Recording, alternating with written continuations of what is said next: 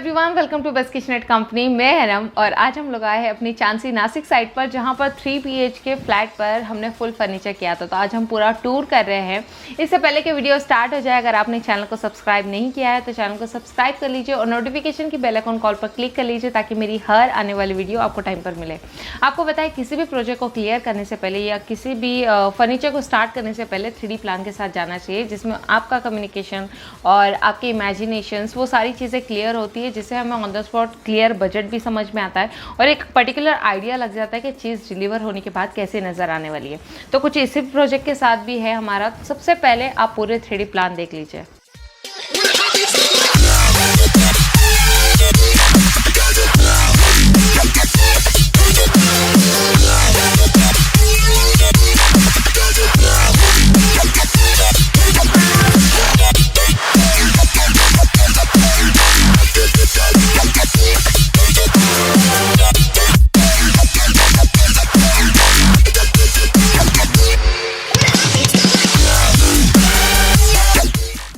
तो आज ही हमारा जो पूरा प्रोजेक्ट है ये पूरा होममेड प्रोजेक्ट है, क्योंकि मोस्टली आपने देखा होगा फ्लैट में हमें बीम्स वगैरह फेस होते हैं। तो अगर आप मॉड्यूलर करना चाहते हैं तो मॉड्यूलर आपको काफ़ी 10 एंड 15 डेज़ में डिलीवर होता है, लेकिन अगर होममेड लेते हैं तो होममेड आपको 20 to 25 डेज़ में पूरा 3 BHK डिलीवर होता है।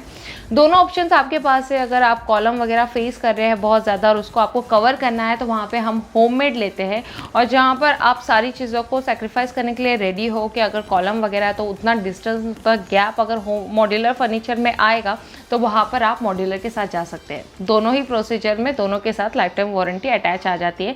बस ये देखिए, अगर आप टाइम शेड्यूल देख रहे हैं तो वो हिसाब से आप डिसीजन ले सकते हैं।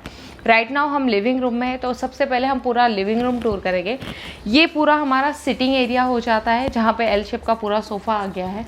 राइट नाउ यहाँ पर जो है एक पैसेज हमें कवर होता है, जहाँ पे पैसेज पे एक्चुअली वो डाइनिंग एरिया है, तो वहाँ पर हमने एक पार्टीशन दे दिया है और फ्रेम एक कंटिन्यू कर दी है, ताकि आपको पता है आने जाने वाला स्पेस है तो थोड़ा हाईलाइट एंड डेकोरेटिव करने के लिए हमने एक पूरा पार्टीशन को कंटिन्यू कर दिया है, जिसमें हमने वार्म वाइट कलरफुल लाइट ले ली है, तो बहुत अच्छी लगती है। नीचेस निकाल दिए, नीचेस में आप देख सकते हैं कुछ आर्टिफैक्ट्स रख सकते हैं, तो लुक वाइज काफ़ी अच्छा लगता है। कलर थीम हमारा ऑलरेडी पूरा डिसाइडेड था कि हम colour grey and white combination के साथ जाएंगे। सेम टी यूनिट में भी जो हमने लिया है वो भी ग्रे एंड वाइट कॉम्बिनेशन के साथ है। तो हमारा जो लोअर्स चॉइस करने का जो टेक्निक था और बाकी जो SF एंड हाई ग्लोसी दोनों लैमिनेट चॉइस करने का जो टेक्निक था वो भी हमने ग्रे शेड के साथ ही डिसाइड किया था। हालांकि हमें लैमिनेट चॉइस करने में बहुत ज़्यादा क्रिटिकल फेस हुआ, क्योंकि हमें same grey shade high glossy and SF में जब आप चॉइस करते हो तो दोनों के अंदर बहुत रेयरली एक थोड़ा सा फ़र्क नज़र आ जाता है। तो दोनों को थीम बहुत ही मुश्किल से हमने चॉइस करके डिसाइड करके ये सारी चीज़ें फिक्स हुई है।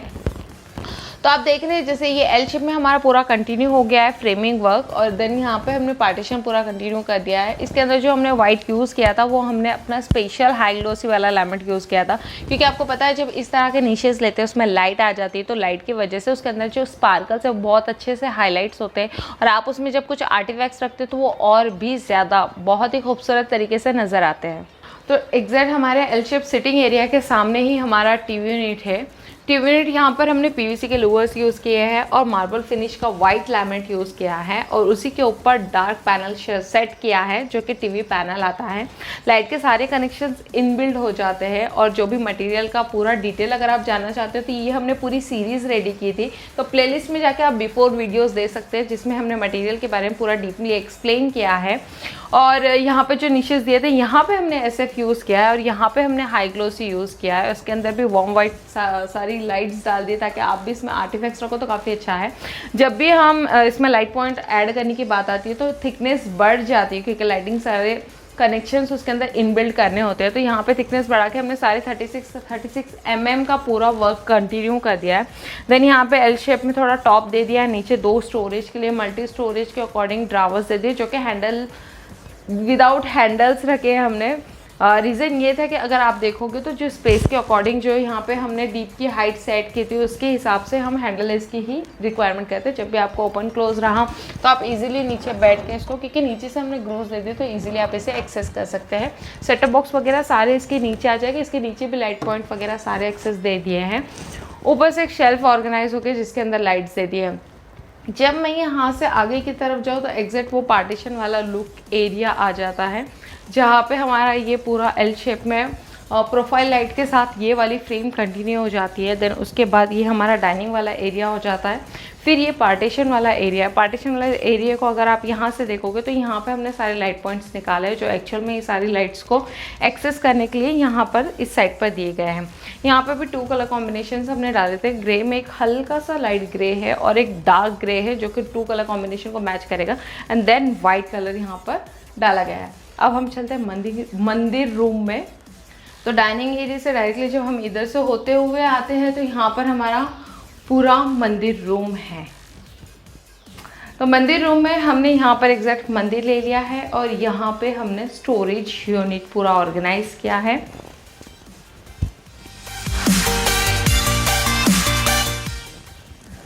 और एग्जैक्ट हमें लॉफ्ट का जो नीड था, जो स्टोरेज था, तो उस अकॉर्डिंग ऊपर का पूरा एल शेप में स्टोरेज यूनिट रेडी हो गया है। यहाँ में मंदिर को विदाउट शटर रखा गया है। नीचे एक ट्रे दे दिए है, बेसिक ड्रावर्स दे दिए, जो भी हमारे ऑयल्स की बोतल, जितना भी स्टोरेज रहता है मंदिर का, वो सारा हम ड्रावर्स में डालने वाले हैं। CNC है, बैक साइड पे एक्रेलिक है। तो आप जो देख रहे हैं लाइटिंग्स रहती है, मल्टी कलर्स में ऑप्शंस होते हैं। दोनों साइड से भी CNC डाल दी गई है ताकि क्लीनिंग के पर्पज सॉल्व हो जाए। और ये वाला स्टेयरकेस वाला पार्ट है जो कि हमने मूवेबल रखा है कि अगर इन फ्यूचर आपको कुछ पूजा वगैरह करते वक्त हमारा और एक्स्ट्रा मटेरियल बढ़ जाता है मंदिर में, तो उस हिसाब से हम इसे अपने हिसाब से सेट कर सकते हैं। ऊपर साइड्स पे जो हमारे पूरे शटर्स है और यहाँ पर भी हमने हैंडल थीम के अकॉर्डिंग पूरे चॉइस किए हैं। यहाँ पे PVC लूअर्स यूज़ किया था कि ऑब्वियसली इतना वाला पार्ट हमारा थोड़ा बच रहा था, तो हम यहाँ पे 2 ऑप्शंस के साथ थे। एक तो हम सेम लैमिनेट यहाँ पर कंटिन्यू करेंगे, देन अगर इससे मिलता जुलता अगर हमें PVC लूअर्स अवेलेबल मिल जाए तो उसके साथ हम कंटिन्यू करेंगे। थैंक गॉड कि इसमें जो आप देखोगे इसमें जो हल्के हल्के स्पार्कल्स है वो हमारे गोल्डन फिनिश के, जो एक्चुअल हमारे लैमिनेट को मैच कर रहे हैं। तो क्लाइंट ने ये वाले लूअर्स चॉइस करते हुए हमने ये वाला लूअर्स डायरेक्टली इस पोजीशन पे सेट कर दिया। आपको पता है आने जाने वाला रूट है, ऑब्वियसली वॉल रहती थी तो हाथ लगता था, लैमिनेट रहता था। तो 2 ऑप्शंस है, एक तो लैमिनेट के साथ कंटिन्यू कर सकते थे या लूअर्स। और ये वाले पॉट पे पूरा स्टोरेज यूनिट बना दिया, लाइक पूरा वार्डरोब जैसा है। हम चाहे तो इसको पूरा 1 सिंगल शटर भी कर सकते थे, लेकिन आपको मैं बता दूं कि कभी भी 1 सिंगल शटर लेते हैं तो उसका मेंटेनेंस भी हाई हो जाता है, क्योंकि अगर आपको ऊपर से जस्ट कुछ एक चीज़ निकालनी है तो उसके लिए आपको पूरी शटर खोलनी पड़ती है। और दूसरी बात यह है कि जैसे ही वेदर चेंज होता है तो वो ऑटोमेटिकली हर कोई भी कहो जब होममेड फर्नीचर लेते हैं तो उसमें हल्का सा मॉइस्चर आता ही है, जिसकी वजह से डोर्स बेंड हो जाते हैं तो वो एकदम जाम जाते हैं। आप अगर अपने घर के भी डोर्स देखोगे तो ऑब्वियसली जब बरसात का क्लाइमेट आ जाता है तो हमारे डोर्स काफ़ी ज़्यादा टाइट जाते हैं। तो ये सेम प्रॉब्लम हमारे होममेड फर्नीचर में भी होती है। तो इसलिए मैं हमेशा रिकमेंड करती हूँ कि हम हमेशा 2 पार्ट में डिवाइड कर दो, ताकि मॉइस्चर बहुत रेयर आता है इसमें, क्योंकि मशीन प्रेस हो जाता है इतना बड़ा शटर, और जिससे बहुत कंफर्टेबल फिनिशिंग्स आ जाती है। अंदर का हमने पूरा कस्टमाइज़ किया था क्योंकि हमारा मेन पर्पस था यहाँ पे सारे स्टोरेज करने वाला। तो यहाँ पर हमने कुछ इस तरह से कंपार्टमेंट दे दिए ताकि मल्टी स्टोरेज आप कर सके, और हर शेल्फ को मूवेबल कर दिया ताकि आपको कुछ बड़ा वगैरह स्टोर करना है तो आप इजीली यहाँ पर डालकर अपने अकॉर्डिंग यूज़ कर सकते हैं। नीचे वाले पार्ट हमारे बहुत क्लियर थे क्योंकि हमें कोटी वगैरह थी जो यूज़ करनी थी, और नीचे हमने देखा कोई भी प्लाई वगैरह नहीं दिया है ताकि ट्रिप ना हो। तो इजीली जब भी एक्सेस करना रहेगा तो इस तरह से हम इसे मूव करके बाहर लेकर पूरा यूज़ कर सकते हैं। तो कोटी का जो ढक्कन है वो इजीली खोलकर हम उसे एक्सेस कर पाएंगे। जब कस्टमाइज़ करते हैं तो ये घर पे जब बनेगा तो कोटी की जितनी हाइट है उस हिसाब से हम उसे सेट करेंगे। यहाँ पे भी सेम किया है हमने। यहाँ पे हमने सिर्फ नीचे स्कर्टिंग दे दी थी क्योंकि यहाँ पे जो हमारा मेन पर्पस था वो सिर्फ स्टोरेज, बड़ा स्टोरेज हाइड करने का था, कोई भी चीज़ बार बार बाहर और अंदर डालने नहीं था। तो यहाँ पे हमने स्कर्टिंग दे दी। यहाँ पे भी सेम कंटिन्यू कर दिया। यहाँ पे हमने सिर्फ वर्टिकल्स डाल दिए हैं ताकि बड़े बड़े स्टोरेज हम रख सकें सॉफ्ट क्लोज सिस्टम के साथ। और ऑब्वियसली मंदिर वाला एरिया है तो जब भी हमें पोती वगैरह पड़नी रहेगी तो उसके लिए हमें एक स्पेस चाहिए जो कि कंफर्टेबल हो। तो यहाँ पर भारतीय बैठक ऑर्गेनाइज होगी। भारतीय बैठक की हाइट लगभग 8 से 9 इंच दे देते हैं हम डीप में, और इसके अंदर एक बॉक्स क्रिएट हो जाता है जिससे हम इस तरह से एक्सेस कर सकते हैं। तो आपको अगर इसके अंदर कुछ हल्का फुल्का स्टोरेज करना है तो आप कर सकते हैं, और इसके ऊपर हम अपने हिसाब से गद्दी सेट कर देंगे। और यहाँ पर भी आपने देखा लूवर्स हमारे बच चुके थे, तो यहाँ पे जो एक पार्ट था विंडो के नीचे वाला, तो ये एक सिर्फ एम्प्टी चाह रहा था, तो वो लूवर्स को हमने यहाँ पे यूज़ कर लिया। तो ये दोनों कॉम्बिनेशन भी बहुत अच्छा है। पीछे ये वॉल में डायरेक्टली सेट हो गया है, क्योंकि होममेड है, ऑब्वियसली सारा फर्नीचर पूरा अपनी जगह पे फिट हो चुका है परमानेंटली, तो ये पूरा सेट है, तो पानी जाने का कोई चांस नहीं है, कोई कीड़ा वगैरह नीचे जाने का चांस नहीं है, और कोई भी गंदगी जैसे घर की जो मिट्टी होती है वो भी पीछे जाने का चांस नहीं है। जहाँ पे स्कर्टिंग की नीड थी वहाँ पे हमने स्कर्टिंग का पूरा सेटअप सेट कर दिया है। अब हम चलते हैं मास्टर बेडरूम की तरफ। तो जैसे ही मास्टर बेडरूम में हम इंटर कर रहे थे, हमें ये पैसेज क्रिएट होता है। यहाँ पे पैसेज को क्रिएट जो हुआ था उसमें हमने यहाँ पर वार्डरोब ले लिया, ड्रेसिंग ले लिया, इसके ऊपर से कंटिन्यू हमने इसको आगे तक कंटिन्यू कर दिया, तो लॉफ्ट पूरा एरिया कवर हो गया है। आप देखिए जब भी पीओपी वगैरह होती है तो कुछ इस तरह से लॉफ्ट को ऑर्गेनाइज़ किया जाता है, और अगर आपकी पीओपी ऑर्गेनाइज नहीं है अब तक और आप उसे जस्ट रेडी करने जा रहे हो, तो मैं हमेशा आपको सजेस्ट करूँगी कि यहाँ पर हमारे क्लाइंट की नीड थी ओपनेबल शटर्स कुछ इस तरह हाइड्रोलिक टाइप के, तो आप ओपनेबल शटर्स के साथ जा रहे हो तो आप पीओपी का डिस्टेंस थोड़ा दूर पर रखिए जहाँ पे आपको फर्नीचर ऑर्गेनाइज करना है, क्योंकि मोस्टली क्या हो जाता है कि पीओपी हम पूरी अच्छी तरीके से ऑर्गेनाइज कर देते हैं, देन जब फर्नीचर स्टार्ट करना रहता है तो हमें बहुत सारे चैलेंजेस फेस करने पड़ते हैं।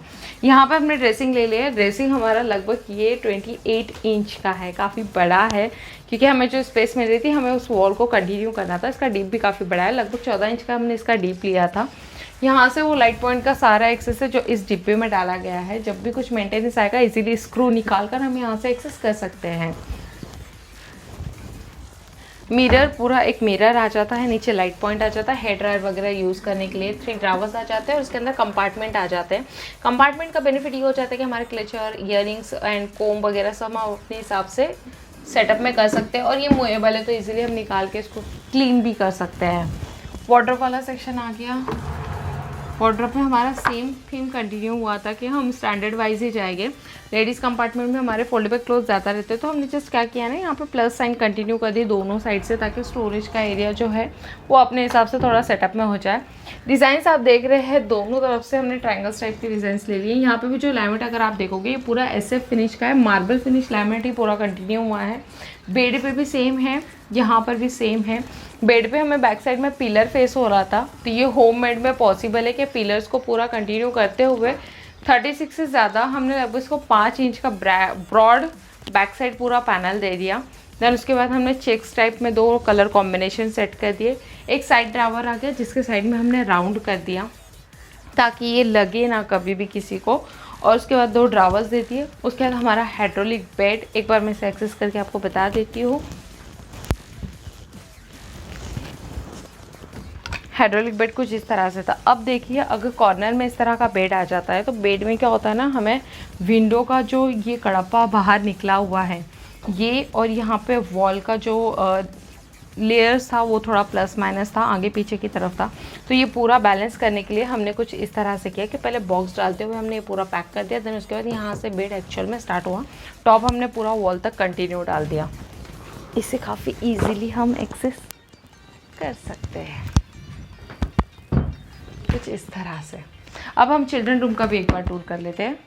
तो अभी हम चिल्ड्रन रूम में, चिल्ड्रन रूम में आपने देखा है ओपनेबल वार्डरोब ले लिया है, और यहाँ पर जो वॉल थी वॉल पर हमने डायरेक्टली पूरा लैमिनेट प्रोसेस करके जस्ट मिरर लगा दिया है, क्योंकि चिल्ड्रन रूम में हमें नहीं रिक्वायरमेंट थी कि इतना ज़्यादा ड्रेसिंग अरेंज करना चाहिए, क्योंकि जितना रूम में अवेलेबल स्पेस मिला उस अकॉर्डिंग हमने ये वाला प्लान किया। और यहाँ पर एक लाइट पॉइंट दे दिया ताकि जब भी ज़रूरत पड़ेगी तो हम इसे कुछ इस तरह से एक्सेस करेंगे। देन यहाँ पे स्टडी टेबल आ जाता है। स्टडी टेबल एक सिंगल बच्चे के हिसाब से इतना इनफ है, बट अगर आपको साइड के ड्रावर वगैरह की नीड है तो वो हमेशा 3 या 4 फीट के आगे आप कंटिन्यू ले सकते हैं। दोनों साइड से राउंड कर दिया ताकि लगे ना, इस हिसाब से। ऊपर स्टोरेज का पर्पस कुछ इस हिसाब से सॉल्व हो जाता है, बट अगर आपकी और बड़ी रिक्वायरमेंट है तो उस हिसाब से हम साइज सेट करके इसको अवेलेबल कर देंगे। उसके बाद यहाँ पे भी सेम प्रॉब्लम थी कि जो पिलर आ गया है, पिलर की वजह से जो बैक पैनलिंग था, बैक पैनलिंग को कंटिन्यू करने के लिए यहाँ पे 5 इंच का बैक पैनलिंग पूरा कर दिया है। और उसके बाद हमारा बेड आ जाता है। बेड कस्टमाइज़ किया जाता है क्योंकि चिल्ड्रन रूम में तो ऑब्वियसली हम 6 बाय 6.5 का इतना बड़ा बेड यहाँ पे ऑर्गेनाइज नहीं कर सकते थे, तो यहाँ पे 5 बाय 6.5 का बेड ऑर्गेनाइज हो गया है। ऊपर एल शेप में लॉफ्ट कंटिन्यू कर दिया, और उसी एल शेप के लॉफ्ट के अंदर ही इस लाइट पॉइंट को इनबिल्ड किया गया है। यहाँ पे वार्डरोब का अगर मैं इनसाइड व्यू बताऊँ तो यहाँ पे हमने ओपनेबल शटर्स दे दिए हैं, क्योंकि यहाँ पे ऑप्शंस नहीं था, क्योंकि जितना इसके अंदर अवेलेबल हमें इस जगह में देती है, यहाँ पे अगर हम स्लाइडिंग दे देते तो ऑब्वियसली बहुत ज़्यादा कंजेस्टेड हो जाता है, आप ठीक से इसको ओपनली एक्सेस नहीं कर पाते। अंदर साइड्स पे शेल्फ दे दी है, ऊपर हैंगिंग वाला सेक्शन आ जाता है, और यहाँ पे हमने जिप लगा दी है ताकि ये अपने एक कंडीशन के हिसाब से पीछे की तरफ और ना जाए। यहाँ पे एल हिंजेस हमने डाली हुई है, क्लाइंट की जिस हिसाब से रिक्वायरमेंट थी उस हिसाब से हमने इस वाले रूम में थोड़ा कस्टमाइज़ कर दिया है। यहाँ पे भी हाइड्रोलिक पंप के साथ ऊपर लॉफ्ट चले गए, और यहाँ का जो लैमिनेट टेक्सचर अगर आप देखोगे तो यहाँ पे इसके ऊपर काफ़ी ज़्यादा ग्रेन्स है, और ब्लू और क्रीम कलर के शेड में 2 कलर कॉम्बिनेशन में इसको कर दिया गया है। जब भी स्टडी टेबल की बात आती है तो हमेशा स्टडी टेबल के ऊपर का जो टॉप वाला एरिया है उसको आप हमेशा डार्क लीजिए, क्योंकि हमारे पेन वगैरह और जो भी बहुत सारी चीज़ होती है जिससे काफ़ी ज़्यादा टॉप गंदा होता है, तो यहाँ पे अगर डार्क शेड ले लोगे तो काफ़ी अच्छा और ठीक से मेंटेनेंस कर पाएंगे हम इसे। ये हमारे ओपनेबल शटर्स, जो हैंडल्स है और जो हार्डवेयर्स है वो हमेशा लैमिनेट की थीम और रूम की थीम को देखते हुए चॉइस किया जाता है। बाकी अगर आप और डिटेल में जानना चाहते हैं तो बिफोर वाले वीडियोस आप अच्छे से देख सकते हैं, जिसमें मैंने सारी चीज़ों को काफ़ी डीप में एक्सप्लेन किया है। तो फाइनली ये हमारा 3 BHK का टूर था। ऑब्वियसली कॉस्ट तो आपके माइंड में होगी कि ये बजट पूरा कितने तक डिलीवर हुआ है। तो ये हमारा जो पूरा प्रोजेक्ट है ये पूरा 3 BHK था, तो ये 5,50,000 में पूरा डिलीवर हुआ है। कस्टमाइज है, हमेशा अमाउंट प्लस माइनस होती है, क्योंकि साइजेस और मटेरियल क्वालिटी भी प्लस माइनस होती है। अगर आप भी अपना कोड जानना चाहते हैं तो नीचे दिए गए नंबर पर कॉन्टैक्ट करके आप डिस्कस कर सकते हैं। कमेंट में मुझे ज़रूर बताना कि इस पूरे प्रोजेक्ट में आपको कौन सा प्रोडक्ट बहुत ज़्यादा अच्छा लगा है। चैनल को सब्सक्राइब करना, वीडियो को लाइक करना और जितना चाहे उतना शेयर करना। मिलते हैं अगले एक नए एपिसोड के साथ, तब तक के लिए बाय।